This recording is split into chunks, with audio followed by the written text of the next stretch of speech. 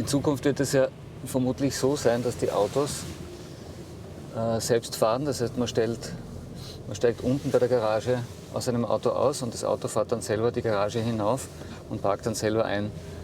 Das würde eine eine gewisse Platzersparnis bringen, weil man dann die Türen nicht mehr zum Aussteigen aufmachen müsste. Man hat ja gesehen, dass die Parkplätze mit 5 Meter Tiefe und 2,50 Meter Breite für die wachsende Autogröße eigentlich immer zu klein, mittlerweile zu klein geworden sind. Das könnte aber wieder eine Rückentwicklung stattfinden, wenn die Autos selber fahren, weil dann braucht man eben um diese Türbreite, um diese 40, 50 Zentimeter, könnten die Parkplätze schmäler sein. Und die Autos können natürlich auch elektronisch gesteuert wesentlich exakter die Kurvenradien, die notwendig sind für ein Auto, fahren und dann eben auch schmäler einparken. Was man bei der Garage sieht, ist, dass die sicher vielleicht zur Hälfte voll ist. Das ist ein nächster Punkt, dass wenn alle Garagen von Wien elektronisch über eine App ansteuerbar wären, dann würde man natürlich auch viel effizienter die schon gebauten Garagenräume nutzen können. Das war sicher schon vor 10 Jahren möglich, ist aber heutzutage noch immer nicht im Alltag angekommen. Seit Jahren arbeiten Expertinnen und Experten daran, den Individualverkehr in den Städten zurückzudrängen und die zahlreichen Autoabstellflächen für andere Nutzungen zur Verfügung zu stellen. Die Typologie der hybriden Hochgarage kann während dieser Transformation, in der immer weniger Abstellflächen gebraucht werden, ein flexibler und nutzungsoffener Stadtbaustein sein.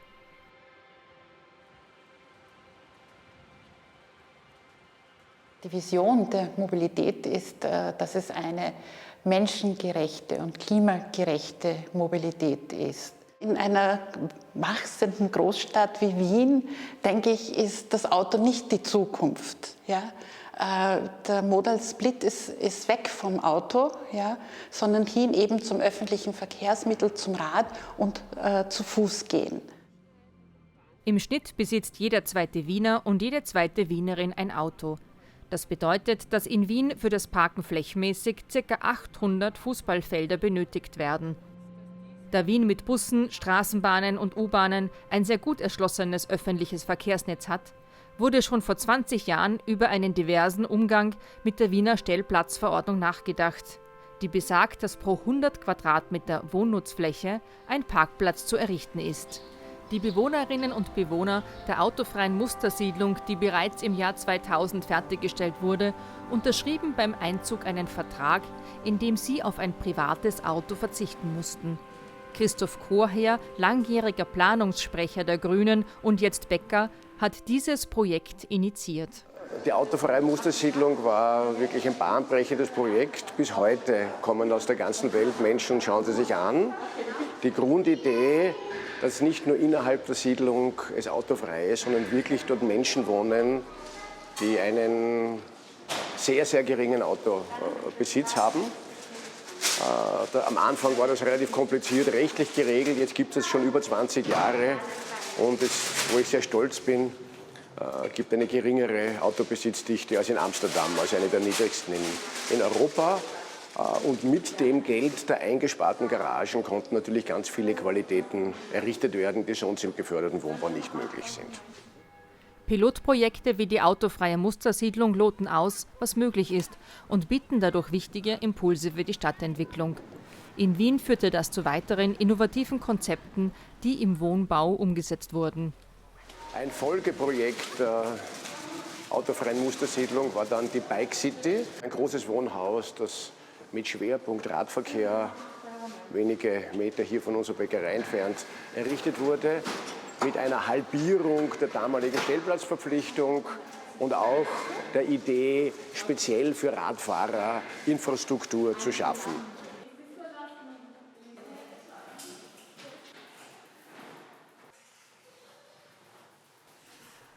Wien ist eine stark wachsende Stadt und in den neuen Entwicklungsgebieten ist das Bestreben, innovative Mobilitätskonzepte umzusetzen, bereits erkennbar. Die Übersetzung von erfolgreichen Einzelprojekten zum städtebaulichen Maßstab wird in der Seestadt Aspern gerade erprobt. In der entstehenden Stadt, die auf der grünen Wiese geplant wurde, sind neue Konzepte Programm. Eine wichtige Vorleistung für uns war natürlich, dass die U-Bahn von Anfang an oder eigentlich vor dem ersten Besiedlungsprozess da war. Weil gerade im Zeitpunkt des Umsiedelns kann man eigentlich sein Mobilitätsverhalten neu justieren.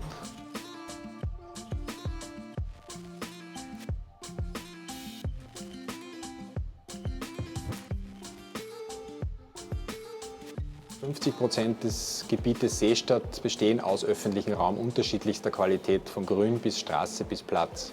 Von der Quantität kommt man dann natürlich sehr schnell zur Qualität, also zur Bedeutung des öffentlichen Raums für das Stadtleben ganz generell, für den Anspruch, hier einen vollwertigen und lebenswerten Stadtteil neu zu gründen.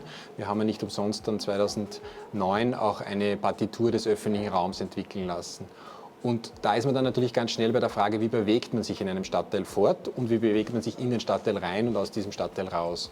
Insofern ging es uns auch nicht darum, einen autofreien Standort zu schaffen, sondern eigentlich die Mobilitätsarten in eine gute Balance zu bringen. Laut eigenen Vorgaben sollen maximal 20% der Wege mit dem Auto zurückgelegt werden.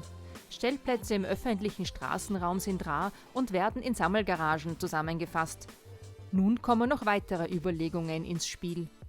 Und wir haben uns jetzt Schritt für Schritt weiterentwickelt und haben aus einem reinen zentralisierten Tiefgaragensystem ein Mischsystem entwickelt, wo wir in einzelnen Quartieren immer Tiefgaragen und Hochgaragen zur Abdeckung der Pflichtstellplätze konzipieren.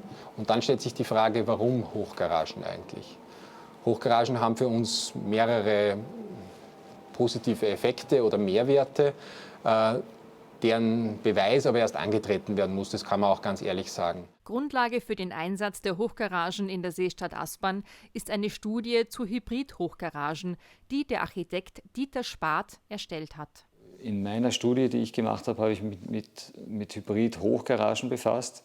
Das heißt, die Tiefgarage ist jetzt der Ausgang allen Übels, kann man jetzt mal sagen, aus dem die Hochgarage sich dann dem gegenüber sich die Hochgarage stellt, weil die Tiefgarage ist unter einem Gebäude, unter einem anderen Nutzgebäude ein sehr kostspieliger Untergrund, wo man versucht, die Raumhöhen so niedrig zu halten, dass sie gerade für das Parken ausreichen. Man muss diese Räume klimatisieren. Sicherheitstechnisch sind sie sehr aufwendig, das sind wahnsinnig teure Einbauten in den Boden. Bei Hochgaragen hat man einen Kostenfaktor weniger. Das ist die Belüftung. Wenn man von Hochgaragen spricht, redet man eigentlich von Parkdecks. Und Parkdecks sind eigentlich durchlüftete, regalartige Gebäude, auf die man hinauffährt und die dann 50% der Fassade offen haben. Und durch diese 50% Offenheit wird eine natürliche Durchlüftung des Garagenraumes gewährleistet. Das heißt, das sind eigentlich günstige Typologien. Das Parkhaus als reiner Autoabstellplatz hat ausgedient. In Aspern werden Hybrid-Hochgaragen gezielt als Stadtbausteine für unterschiedliche Nutzungen eingesetzt. Also wo stehen wir gerade in der Seestadt? Wir haben jetzt 4 Hochgaragen, teilweise schon fertiggestellt, teilweise in Errichtung, teilweise in Planung. Und wir sehen eigentlich, dass wir dieses Thema Multifunktionalität oder Hybridität eigentlich in verschiedenen räumlichen Ausprägungen derzeit haben.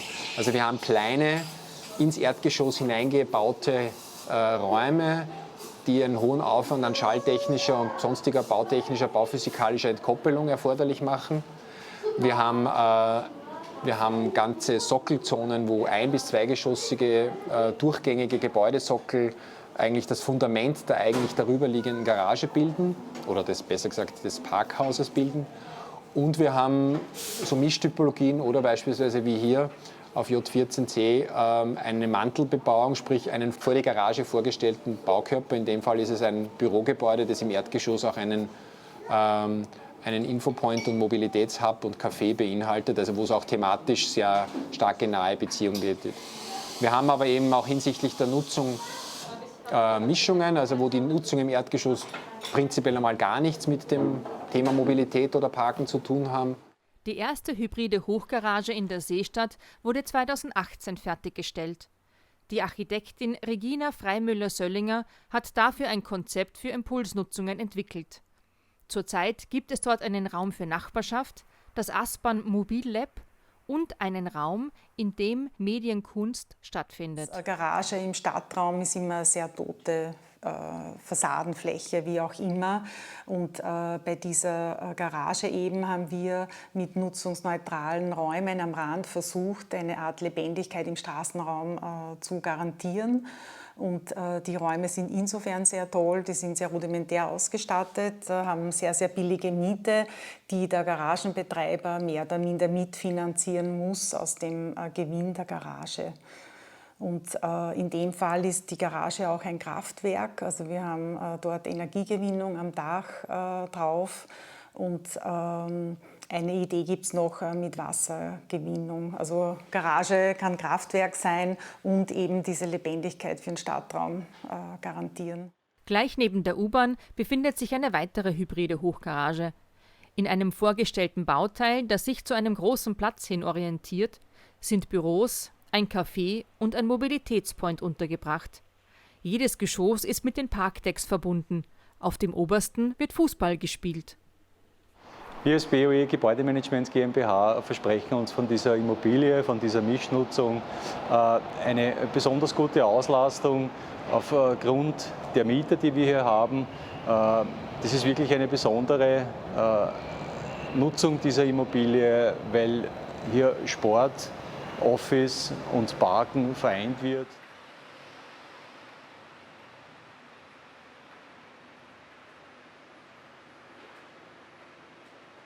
Die hybride Hochgarage ist interessanterweise die Urtypologie. Das heißt, früher waren die ersten Garagengebäude eigentlich immer schon hybrid, weil sich ja damals Autos noch keine Massenprodukte waren und schwer leistbar waren oder sehr, sehr kostspielig waren. Und das heißt, die Autos von damals sind von Chauffeuren chauffiert worden und diese Chauffeure haben dann in den Parkgaragen auch gewohnt. Das heißt, es gab dort Wohnungen, es gab Werkstätten, wo die Autos gewartet wurden und sie wurden auch geparkt.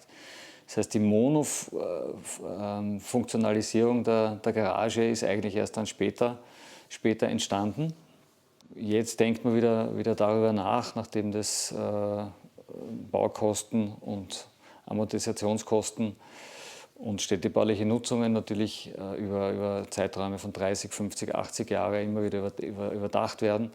Das heißt, wie kann man diese Gebäude auch hybridisieren? Das heißt, wie können sie nicht nur reine Autoabstellplätze sein und wie kann man sie mit anderen Nutzungen mischen? Das wäre ein perfektes Loft, da hier. Ja, einfach ein bisschen mehr Raumhöhe, nicht komplett ausgenutzt und schon kannst du es super nachnutzen. Bei der Nachnutzung von Garagen spielt die Raumhöhe eine übergeordnete Rolle. Nur Raumhöhen ab 2,80 Meter sind flexibel nachnutzbar. Die derzeit üblichen Raumhöhen von weniger als 2,50 Meter sind so gut wie nicht oder schwierig nachnutzbar. Außerdem ergeben die oft großen Tiefen der Garagen später ein Problem für die Belichtung.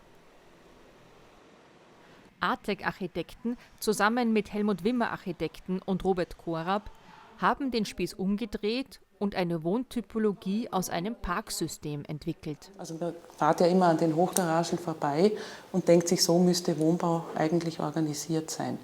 Und dann haben wir eben dieses System gefunden mit diesen Stahlträgern und den Fertigbetonstützen und diese 16 Meter tiefen Decks, die kommen eben aus dem Garagen, weil das sind 5 Meter Parkplatz, 6 Meter Parkspur, 5 Meter Parkplatz sind diese 16 Meter. Und haben dann gesagt, das ist eigentlich eine gute Tiefe, muss eine gewisse Höhe haben, weil 16 Meter natürlich auch tief ist, dass das noch gut belichtet ist. Eine Wohnschicht von 10 Meter Tiefe lässt auf jeder Seite ein Feld von 3 Metern frei. Dieses kann auf der einen Seite als Vorgarten und Erschließung genützt werden und auf der anderen Seite als Terrasse oder Loggia. Aufgrund der Flexibilität ist diese Typologie maximal anpassungsfähig und kann eine große Bandbreite an Nutzungen aufnehmen.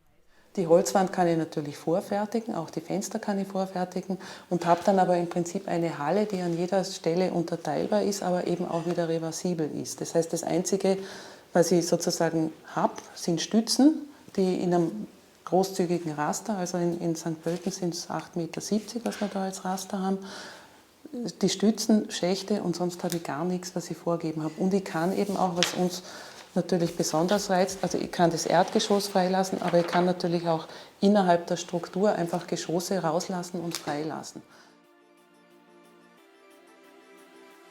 Das Projekt Garage Grande im 16. Bezirk in Wien ist bereits eine Nachnutzung einer Hochgarage aus den 1970er Jahren.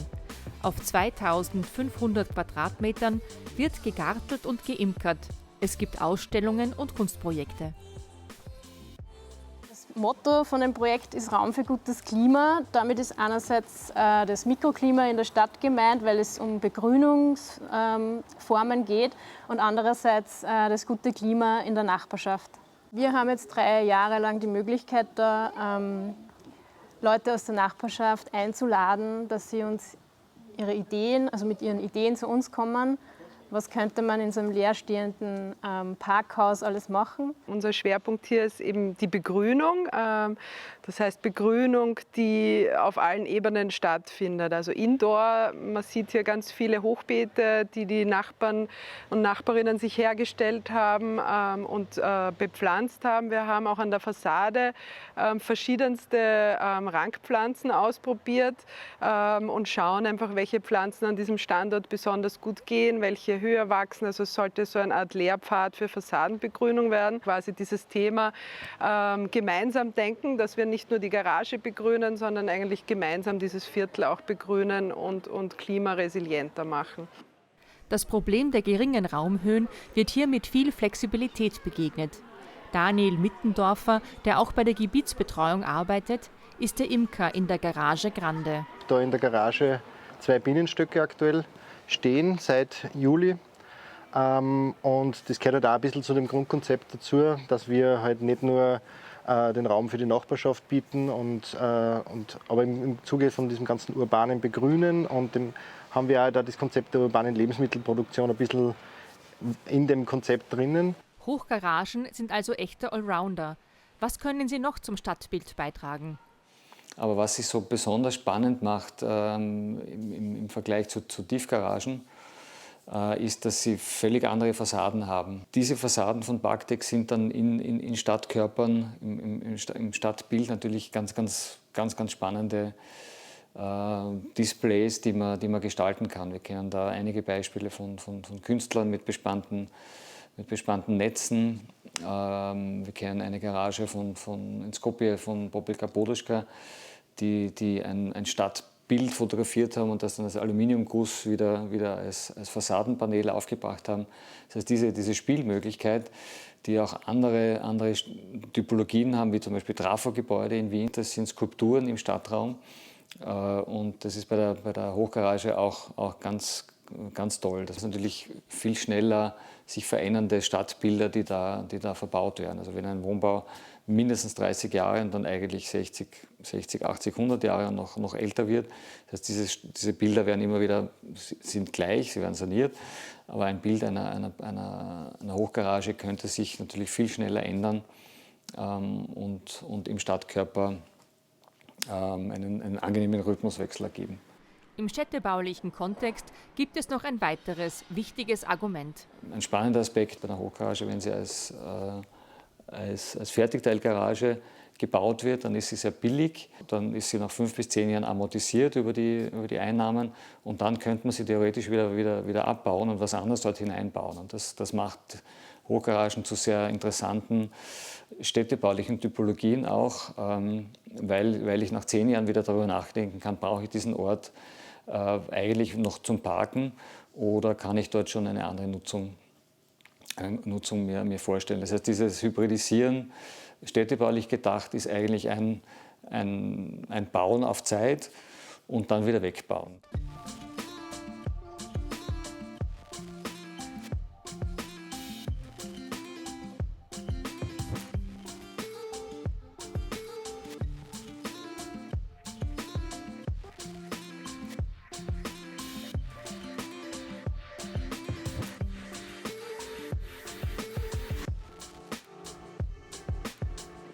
Die hybride Hochgarage ist also ein wichtiger und facettenreicher Baustein in der Stadt. Es gibt inspirierende Beispiele. Die interessantesten Hybridisierungen sind aber dort, wo neue Typologien entstehen. Und ich finde den Begriff der dreidimensionalen Straße oder der gewickelten Straße, den finde ich bei mehreren Projekten wieder, bei den Projekten von NL-Architekten aus Holland, die eigentlich nichts anderes gemacht haben, als einen Supermarkt mit darauf liegender Parkgarage entworfen haben. Das ist aber wirklich wie eine Carrera-Autobahn, die sich in die Höhe schraubt und wo man rauf und dann wieder runterfahren kann, und darunter ist ein Supermarkt geplant worden, leider nicht gebaut worden. Natürlich ist die Architektenschaft auf Parkgaragen gestoßen, seit es das Projekt von Herzog & de Meuron in Miami gibt. Das ist eine Parkgarage, die natürlich in dieser Klimazone das ganze Jahr benutzt wird.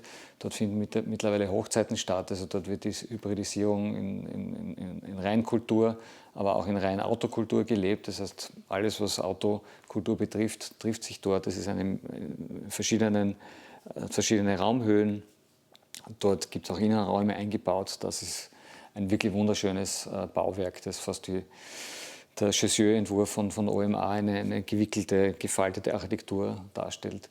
Das ist interessanterweise, erfüllt auch schon nebst der inneren Hybridisierung mit anderen Nutzungen, auch eine Erschließungsfunktion. Das heißt, das ist auch ein Erschließungsturm, der ein daneben liegendes Bürogebäude erschließt, und die Fahrhöhen und die Geschosshöhen springen deswegen eben, um die daneben liegende Nutzung auch anzubinden.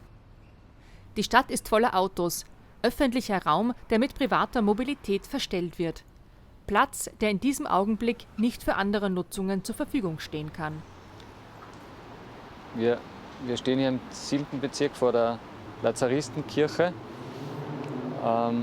umgeben von Autos. Das heißt, dieser Vorplatz der Kirche wird kommerziell genutzt, nicht für Gräber wie bei anderen Kirchen, sondern in dem Fall für Autos. Wir haben fast die Detroiter Verhältnisse, wo Kircheninnenräume zu Parkgaragen umfunktioniert wurden. Das ist ein ganz starkes Bild, das man so in der Nachnutzungsthematik im Kopf hat. Ein Auto ist eigentlich ein Stehzeug und kein Fahrzeug, weil man im Schnitt nur 1 Stunde pro Tag damit fährt. Und angesichts dessen fragt man sich, warum der öffentliche Raum so voll gekleistert ist mit Fahrzeugen, die einer Person eine Stunde pro Tag es ermöglichen, individuell irgendwo hinzukommen. Es hat sich eingeschlichen in den letzten vielen Jahrzehnten auf der ganzen Welt, dass du einfach plopp dein Auto im öffentlichen Raum quasi gratis abstellen darfst. Ein Zelt dort aufzustellen oder einen Schanigarten, wir als Bäckerei haben einen Schanigarten, müssen ordentlich dafür bezahlen. Ich glaube, dieses gratis sein Auto mitten im öffentlichen Raum stehen, das ist Vergangenheit. Ich glaube, das ist ein ganz wesentlicher Punkt, dass man die Qualität des Wohnbaus von dem Recht auf Auto wegbringt zu dem Recht auf multiple gemeinschaftliche Räume. Und da gehört halt vielleicht ein Parkplatz für ein Mietauto oder für ein gemeinschaftlich genutztes Auto dazu, wie bei vielen Wiener Projekten wir sehen. Das kann natürlich bis zu Gemeinschaftsräumen, Fitnessräumen, Veranstaltungsräumen, Krankenschwesterstützpunkten und so weiter gehen. Das heißt, wir können eigentlich dieses Geld, das wir für Parkplätze ausgeben, eigentlich direkt woanders hineinstecken